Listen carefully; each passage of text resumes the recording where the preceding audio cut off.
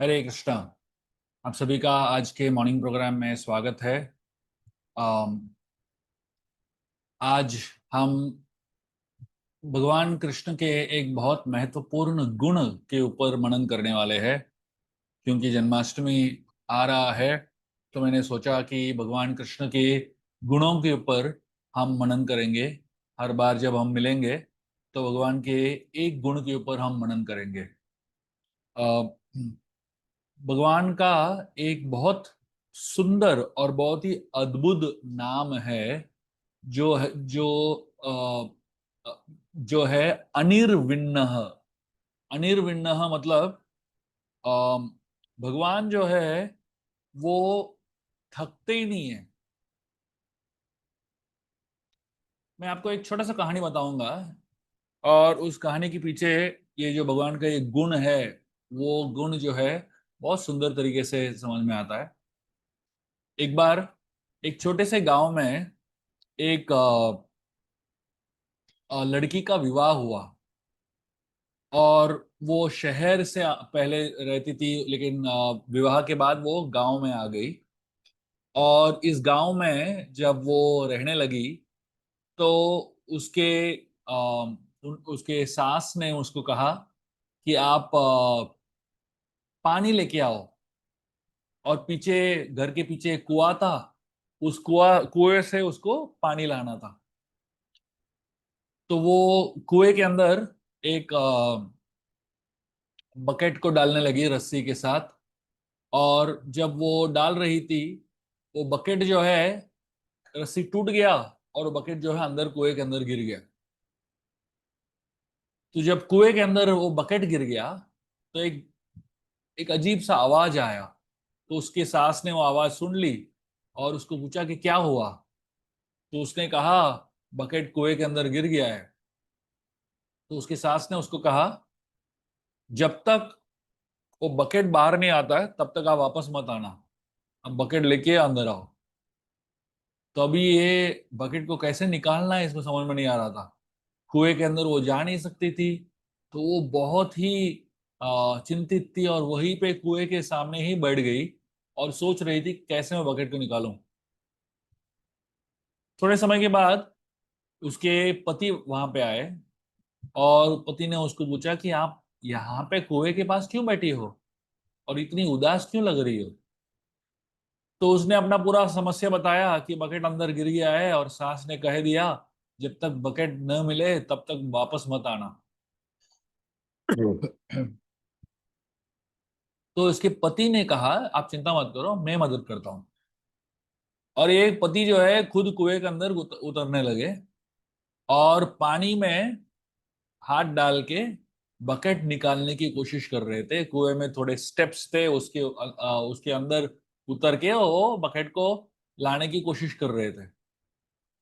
जब उन्होंने हाथ डाला बकेट निकालने के लिए, तब उनके हाथ में बकेट नहीं निकला, एक ब्रश निकला। तो वो ब्रश को निकाल दिया। थोड़े समय के बाद वापस हाथ डाला, तो इस बार कुछ और निकला, टूथपेस्ट निकला। तो वापस हाथ डाला, तो तीसरी बार भी बकेट नहीं आया। इस बार एक साबुन का बॉक्स आया।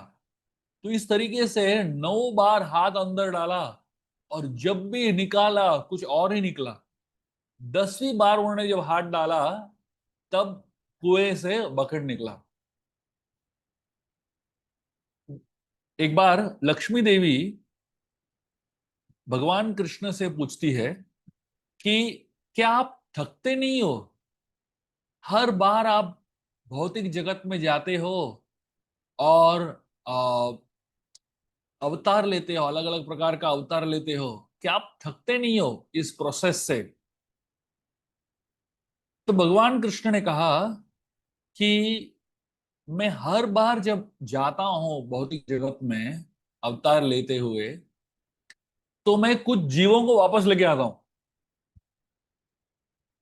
और मुझे इसमें बहुत आनंद आता है। मुझे थकान बिल्कुल नहीं आता है। मुझे बहुत आनंद आता है कि हर बार जब मैं भौतिक जगत में जाता हूं, एक ना एक जीव को पकड़ के लेके आता हूं।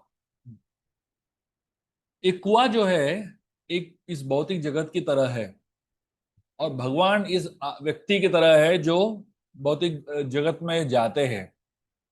और वो जो स्त्री है वो लक्ष्मी देवी की तरह है। और यहाँ पे वो बकेट कौन है? बकेट हम लोग ही है। हम लोग गिर गए हैं कुएं के अंदर, इस भौतिक जगत में गिर गए हैं, और भगवान जो है हमें उठाने की कोशिश कर रहे हैं। और जब भी भगवान आते हैं उनके हाथ में कोई ना कोई लगता ही है। एक ना एक जीव तो उनके हाथ में लगता है, उनके साथ वो चला जाता है वापस भगवत धाम। भगवान अवतार क्यों लेते हैं? क्योंकि वो हमें आकर्षण करना चाहते हैं उनकी तरफ। जब भी भगवान का कोई भी अवतार, कोई भी रूप, कोई भी लीला को हम सुनते हैं, कोई ना कोई उस लीला या उस गुण से आकर्षित होता ही है। और भगवान इतने सारे अवतार वापस वापस वापस वापस क्यों लेते हैं? ताकि हजारों करोड़ों जो जीव है उनके प्रति आकर्षित हो, और उस आकर्षण से उनके तरफ आध्यात्मिक धाम में वो चले जाए। हम सभी लोग जो है हम भगवान से बहुत दूर आ गए हैं, लेकिन भगवान जो है हमें बचाने के लिए, हमें हमारे उद्धार करने के लिए वापस वापस आते हैं, और वो कभी थकते नहीं है। इसलिए उनका नाम है अनिर्विण्णः। तो अनिर्विण्णः मतलब वो व्यक्ति जो कभी थकते नहीं है अवतार लेने से, और हमें भौतिक दुनिया से लेके आध्यात्मिक दुनिया में लेके जाने के लिए वो कभी थकते नहीं है। इसलिए उनका नाम है अनिर्विण्णः। एक बार जब भगवान कृष्ण और अर्जुन खांडव प्रस्थ में बैठे हुए थे, अग्निदेव आते हैं और उनको अर्जुन को से निवेदन करते हैं कि आप मुझे इस खांडव प्रस्थ का दहन करने के लिए मदद कीजिए, क्योंकि मेरा पेट दुख रहा है, बहुत समय से मेरा पेट दुख रहा है। और इस खांडव प्रस्थ में बहुत सारे हर्ब्स है, बहुत सारे औषधियां हैं जिससे मेरा पेट ठीक हो जाएगा।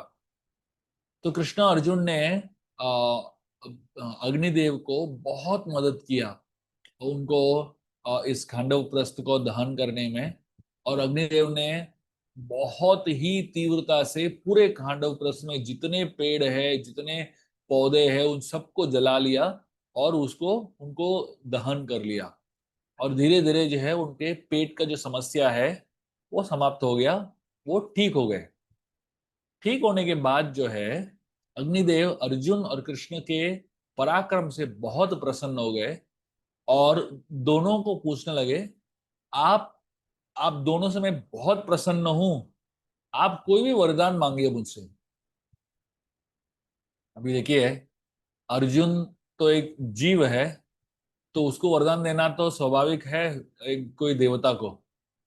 लेकिन भगवान कृष्ण भगवान है, उनको भी दे रहे वरदान। तो अर्जुन और कृष्ण को जब वरदान मांगा तो अर्जुन ने अलग अलग चीज मांग लिया, जो उसके लिए युद्ध करने के लिए काम आएगा। जैसे अस्त्र शस्त्र और रथ मांग लिया, वैसे अलग अलग चीज मांग लिया।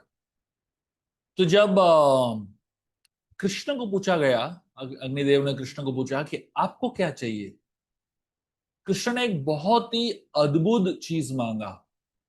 क्या मांगा मालूम है? कृष्ण ने अग्निदेव को कहा, मुझे अगर आपको कोई वरदान देना है, मुझे एक ही वरदान दीजिए कि मेरा अर्जुन के साथ जो दोस्ती है वो अटूट रहे। मुझे और कोई वरदान नहीं चाहिए। जब अर्जुन ने यह सुना, अर्जुन की आंखों से अश्रु निकलने लगे। वो सोचने लगा कि मैं क्या मांगा और भगवान कृष्ण क्या मांग रहे हैं। तो वो सोचने लगा कि मैंने तो भौतिक चीजें मांग लिया है, लेकिन कृष्ण ने मेरे साथ दोस्ती अटूट रहे ये वरदान मांग लिया।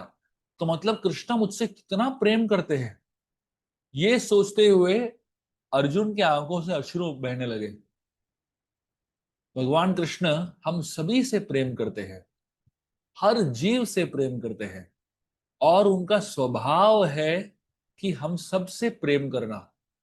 चाहे हम भगवान से कितना भी दूर चले जाए, और चाहे हम भगवान से कितना भी द्वेष कर ले, उनका प्रेम हमारे प्रति कभी कम नहीं होता है। और उल्टा उनका स्नेह और उनका प्रेम जो है जीवों के प्रति हमेशा बढ़ता रहता है।